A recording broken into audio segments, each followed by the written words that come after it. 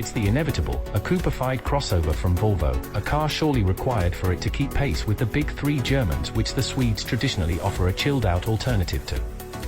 What's possibly less inevitable is the fact the supremely logically named C40, it's an XC40 with some of the ruggedness grated off, is purely electric.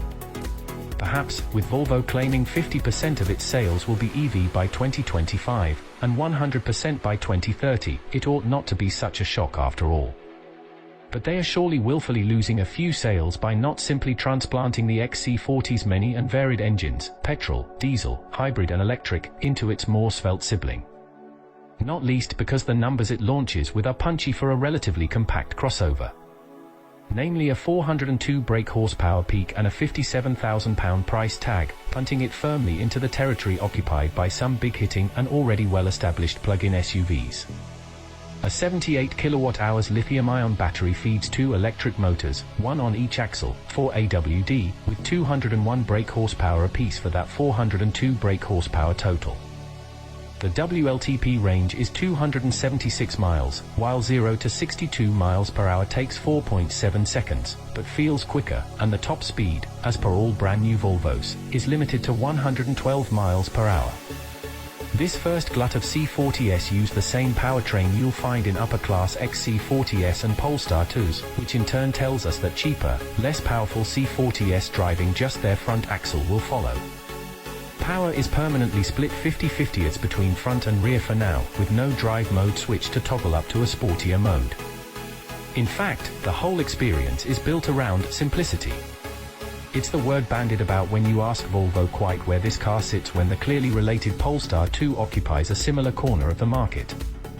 The C40 is for those sick of being bombarded with a fistful of modes and a dizzying array of buttons when they climb inside a car. Volvo's even blanked off the starter button beside the steering column, though not very luxuriously. The whole car operates around a system developed with Google. Which means, shock, there's no Apple CarPlay functionality, at least not for the moment. Where phone tech quickly outstripped that of cars, leading to the exponential rise of people simply mirroring their apps rather than relying on carmakers' OS, this is Volvo wrestling back some kudos. The car is drip-fed frequent updates so that the Google Maps nav is always up to date, right down to identifying which electric charging points are, or aren't, occupied nearby. Most of the apps you love can be downloaded to the car, beaming your questionable Spotify playlists right into the booming Harman Kardon stereo, but any especially Apple Y audio might just have to be pumped to the speakers through Bluetooth. Which does seem a little low FI for the price tag. Launched in 2021 with a twin-motor setup and Kit-Pack Pro trim, the C40 kicks off at £57,400, or £729 per month on Volvo's Care scheme, which bundles in all the key maintenance stuff over its 3-year term. The C40 looks great and has all the zen interior ambience you'd hope from a Volvo with a silent drivetrain. They say it's been penned with design as its priority, and you can tell. There are plentiful neat touches, nearly all with a wholesomely sustainable story to back up their materials. You'll also have pernickety gripes, almost all of them typical of a slant-roofed SUV.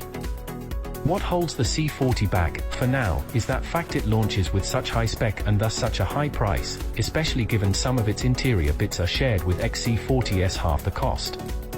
If you want a willfully different electric crossover where practicality takes a slight backseat, Sweden already does a wholly convincing one of those, and priced from under £40,000 too. It's called the Polestar 2. The C40 arrives in a market that's already quite bustling.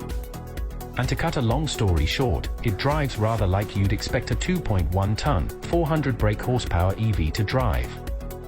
Which is to say needlessly quick in a straight line, that 4.7 seconds claim feels close to modest, if anything, then relatively unfussed by cornering.